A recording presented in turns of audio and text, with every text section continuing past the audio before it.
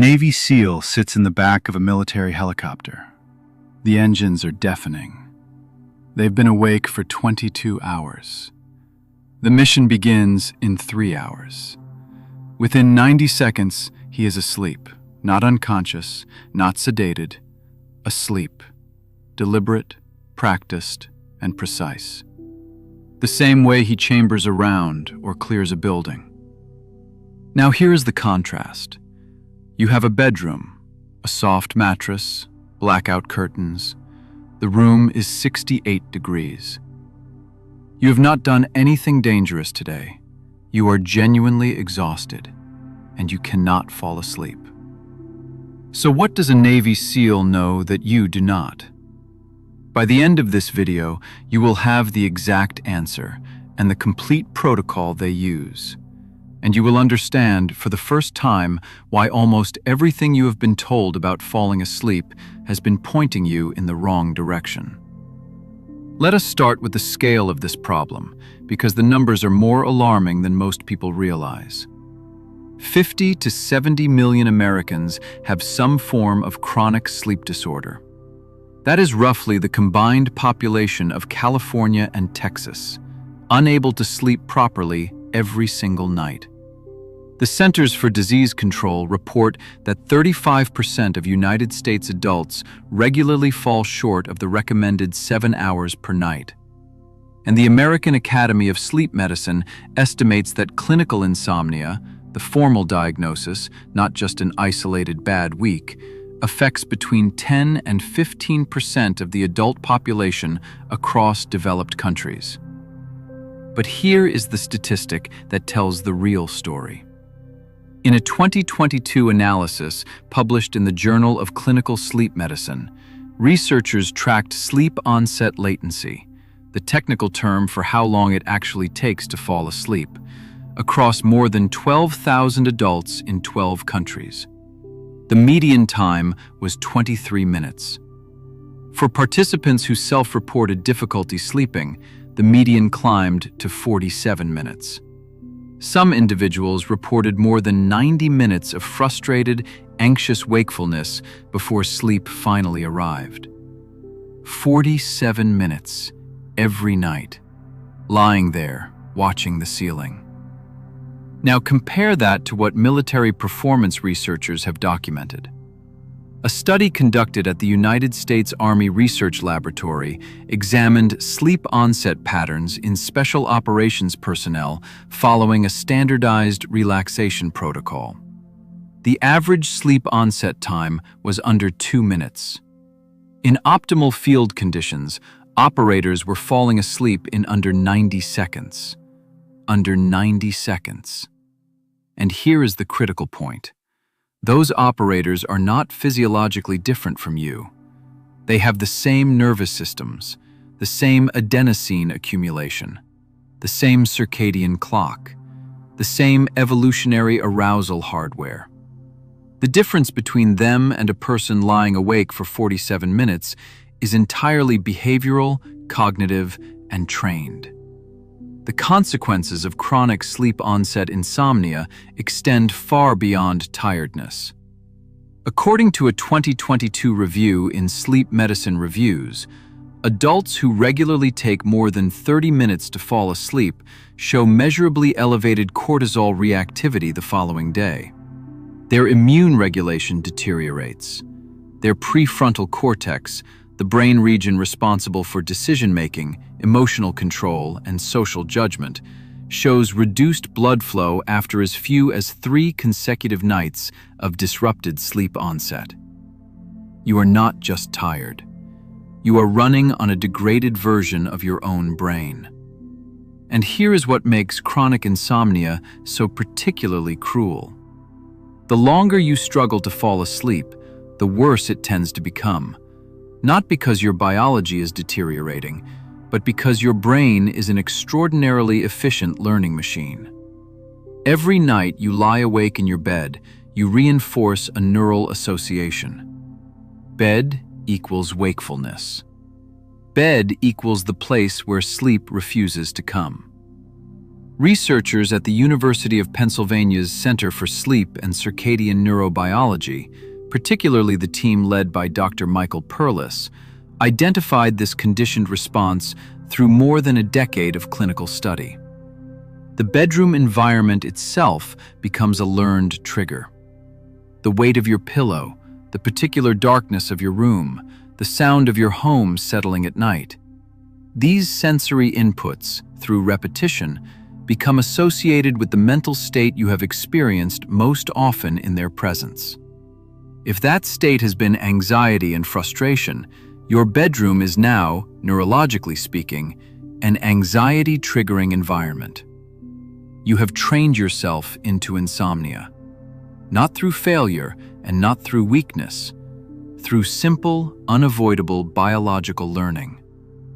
If it was learned, it can be unlearned. But first you need to understand exactly what is happening in your brain when you try and fail to fall asleep. Your brain contains two competing systems that govern the transition between wakefulness and sleep, and they are in constant negotiation. The first is the arousal system, anchored in a dense cluster of neurons deep in the brainstem called the locus coeruleus.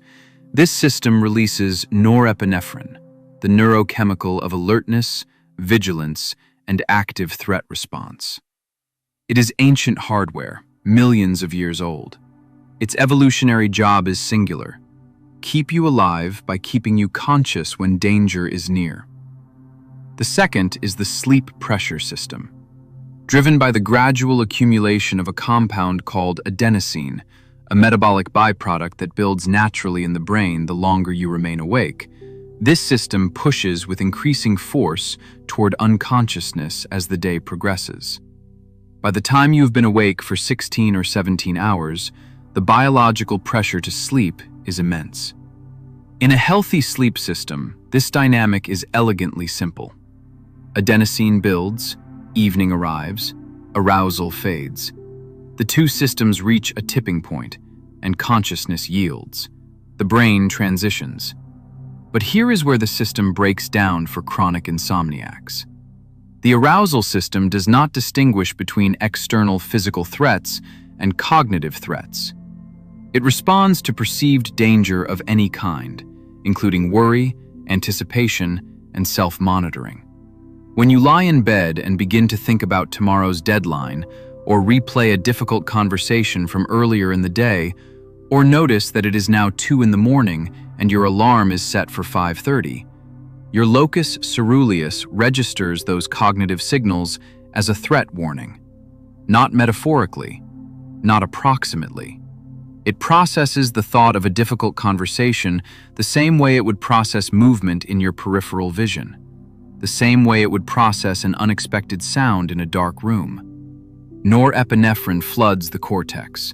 Heart rate rises fractionally, muscle tension increases, and your brain, despite an enormous accumulated adenosine load, despite every biological signal pointing towards sleep, cannot cross the threshold into unconsciousness, because the arousal system is refusing to release.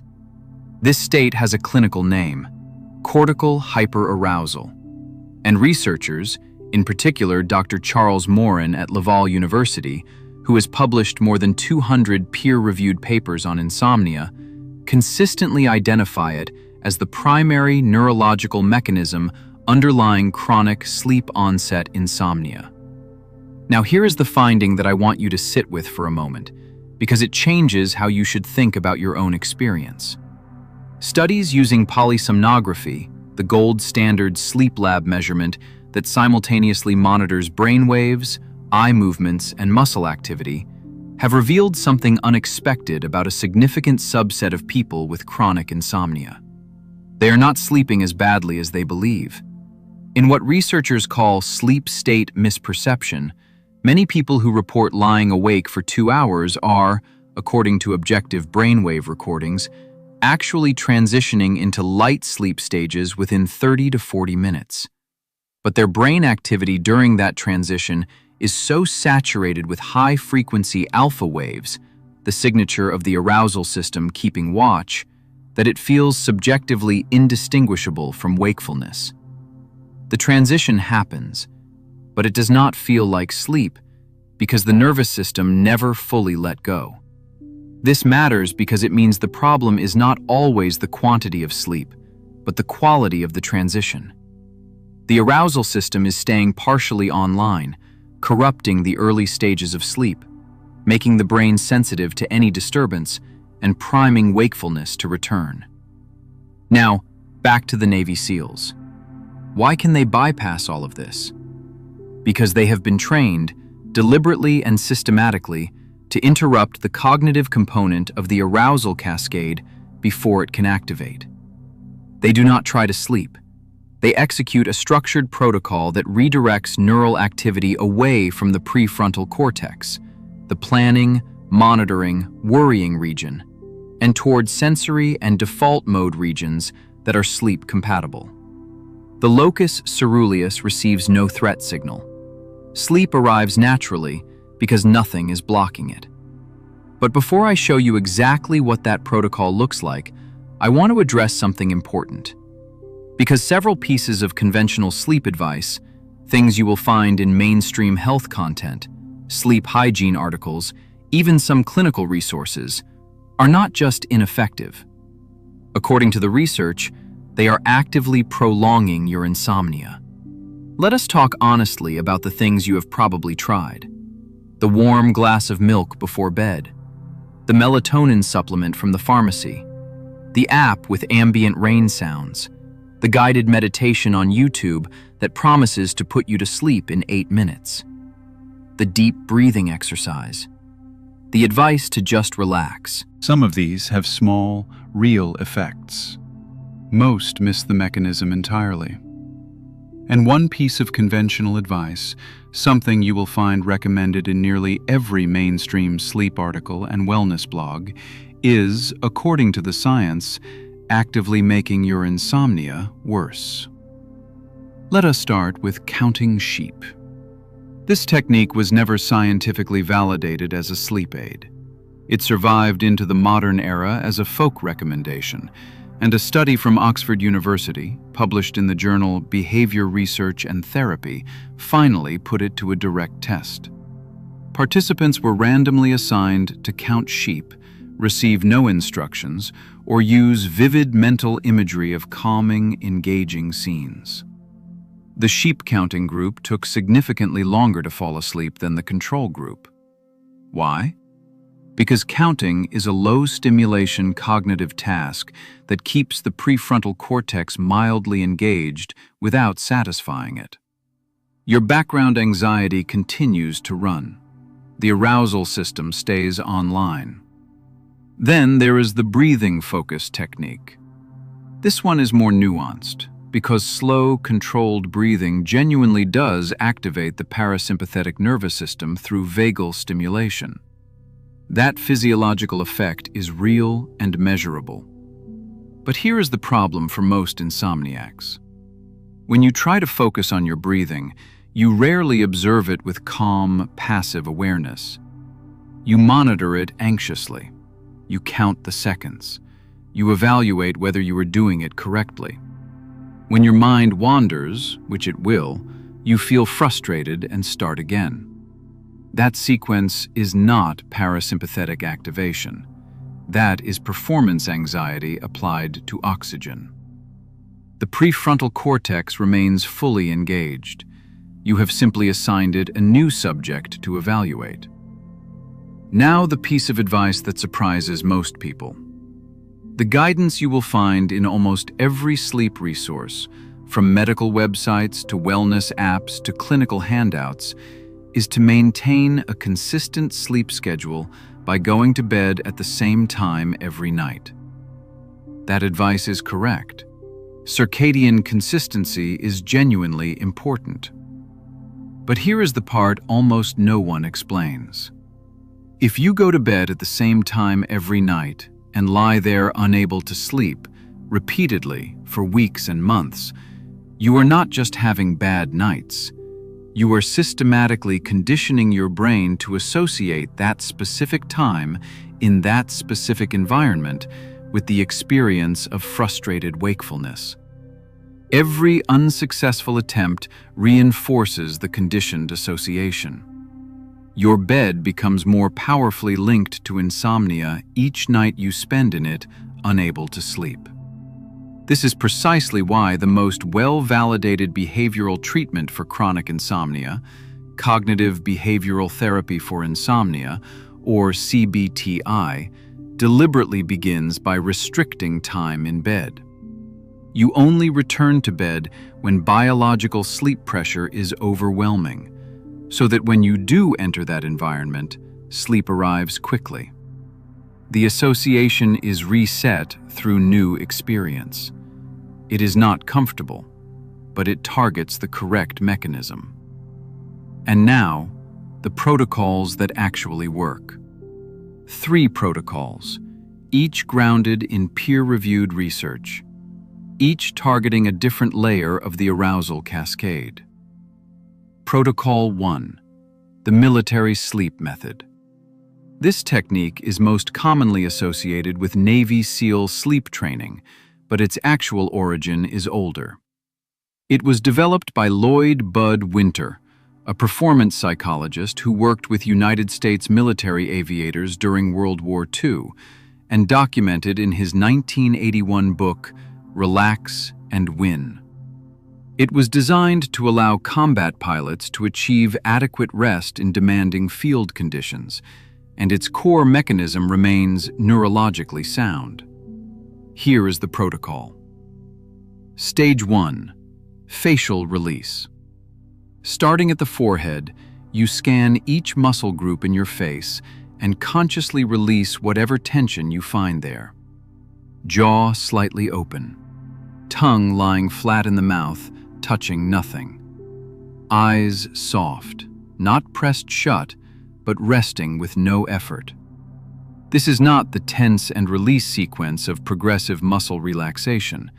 This is pure scanning release. 30 seconds. Stage 2, shoulder drop.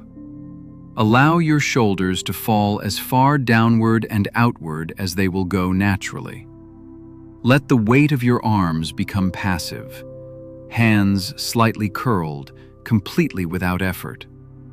You are releasing the default alert posture that most people carry throughout every waking hour, often without realizing it. Stage 3, chest breath. One slow, full exhalation. Not a controlled breathing pattern. Simply breathe out, completely. And then allow your body to determine when and how to breathe back in. This single exhale begins the shift from sympathetic to parasympathetic dominance. Stage 4, progressive leg release.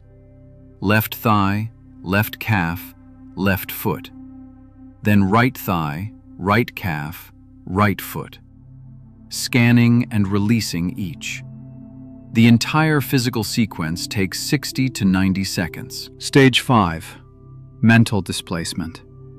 With the body fully released, you now replace all conscious thought with one of 3 prescribed mental images. Option 1. You are floating in a canoe on a calm, still lake, looking up at a clear sky, nothing moving except water. Option 2. You are resting in a dark, warm hammock in a quiet room, suspended with no demands. Option 3, and this is the most effective for people who struggle with visual imagery, you repeat internally at a slow and measured rhythm, do not think, do not think, do not think. The imagery serves one specific neurological function. It occupies the default mode network, the brain's background processing system, with sensory and spatial content instead of with the sequential, evaluative language-based thinking that anxiety requires. You are not suppressing worry. You are replacing the cognitive environment in which worry can exist. In Lloyd Bud Winter's original trials with military pilots, This protocol achieved a 96% success rate within 6 weeks of consistent nightly practice. Protocol 2. Cognitive Shuffling. This technique was developed by Dr. Luc Beaulieu-Prévost, a cognitive scientist at the Université du Québec à Montréal, and it is built on a specific insight about the brain's natural behavior as it crosses into sleep. As you transition naturally from wakefulness toward sleep, your thoughts begin to fragment. They become illogical, disconnected, and bizarre. You might be thinking about a meeting, and then suddenly you are standing in a forest, and someone you knew in childhood is there, and the forest smells like a library. This fragmentation is not a malfunction. It is the hypnagogic state, and it is a precise neurological signal to the arousal system that threat assessment is no longer required. The problem for people with insomnia is that this fragmented state rarely arrives naturally. Their thoughts remain sequential and logical, the language of the prefrontal cortex, the language of vigilance. The arousal system stays active. Cognitive shuffling deliberately replicates the hypnagogic pattern. Choose a neutral, emotionally inert word, something without personal significance. Lemon, table, river. Take the first letter of that word and generate a series of random, unconnected visual images that begin with that letter. A lantern, a ladder, a lake, a lion walking slowly. Hold each image briefly, 2 or 3 seconds. Then let it dissolve and generate the next. Do not connect them narratively. Do not give them meaning. The randomness is the point. Then move to the next letter. E. An envelope, an escalator, an empty road. You are generating the specific pattern of fragmented sensory imagery that the brain produces naturally at sleep onset. And your nervous system, reading that pattern, registers it as evidence that the threat context has ended. The locus ceruleus begins to disengage. The transition accelerates. In Dr. Beaulieu-Prévost's research, this technique demonstrated measurable reduction in sleep onset latency within the first week of consistent use. It works faster than most behavioral interventions because it targets the transition mechanism directly rather than addressing symptoms indirectly. Protocol 3. The Physiological Sigh. Research from Dr. Andrew Huberman's lab at Stanford University identified what may be the fastest available route to measurable parasympathetic activation that a conscious human being can execute voluntarily. Here is the exact sequence. Inhale fully through the nose. At the peak of that inhale, before you exhale, take one additional short, sharp inhale through the nose. A secondary breath, stacked immediately on top of the first. This fully inflates the alveoli at the base of the lungs, which are typically underventilated after many hours of shallow daily breathing. Then exhale slowly and completely through the mouth until your lungs are entirely empty. This double inhale, followed by a complete exhale, maximally activates the Herring-Brewer reflex, a pulmonary stretch reflex that sends a strong inhibitory signal through vagal afferent pathways directly to the locus ceruleus. The result is a measurable, rapid drop in heart rate and norepinephrine output. In a controlled study involving 202 participants, published in 2022, this technique, performed just once, produced significantly greater immediate reduction in physiological arousal than 5 minutes of standard mindfulness breathing. 1 breath, 30 seconds. More effective in the immediate term than a 5-minute meditation. Used as the opening step of the military sleep protocol, before Stage 1 body scanning begins, the physiological sigh functions as the neurological off switch. It sends the explicit biological signal, Threat scan complete. No danger detected. Sleep is permitted. Here is what I want to say directly to the person listening to this right now. If you have been struggling with sleep, if you have spent weeks or months lying awake, exhausted and frustrated, watching the minutes accumulate past midnight, I want you to hear this clearly. You are not bad at sleeping. You are too good at trying to sleep, and those are opposite things. The mental framework the military teaches, the posture they build into their operators from the first week of selection, is something most of us were never given. Not in school, not in medical appointments, not in the sleep hygiene advice that circulates endlessly in wellness culture. That framework is this: sleep is not a goal to be pursued through effort. It is a biological state that arrives when effort is absent. You do not make sleep happen. You stop preventing it from happening. The Navy SEAL does not lie down in that helicopter and think, "I need to fall asleep before this window closes."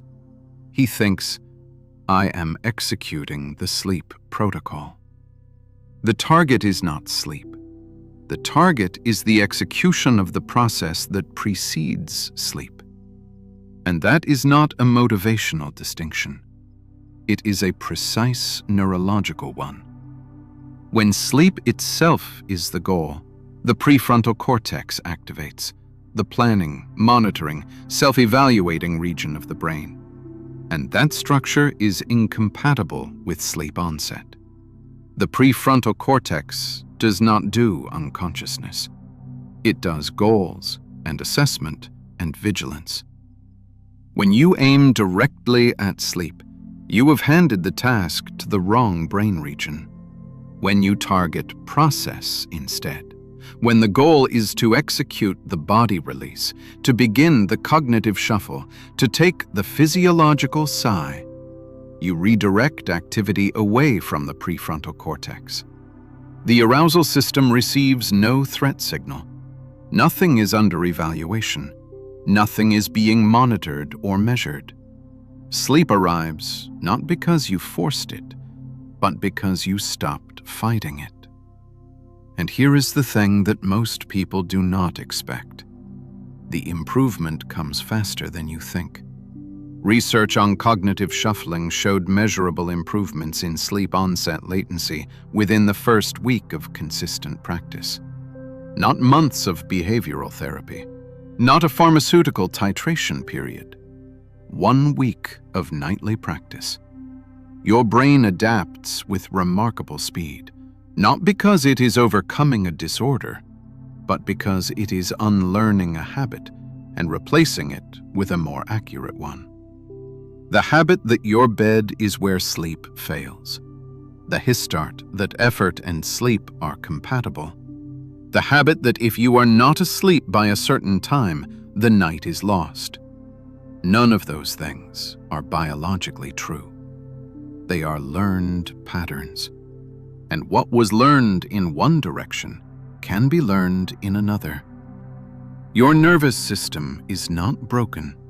It received the wrong education about sleep. Tonight, you can begin correcting it. If you want to go deeper on this, I put together a complete guide. It covers the full sleep onset protocol step by step, including a 7-night structured practice framework so you can build the technique from the very beginning. Link is in the comments. Check it out if you want it. And if this helped, if anything here gave you a new way to understand what is actually happening when sleep feels impossible, subscribe. I put out new sleep research every week. Each video takes one specific problem, one specific mechanism, and the protocols that the science actually supports. No guesswork, no generic advice, just the research explained clearly, so you can use it tonight. I will see you in the next one. Next, the 3 a.m. cortisol spike. why your body wakes you at the exact same time every night, and the two-step biological protocol that stops it permanently.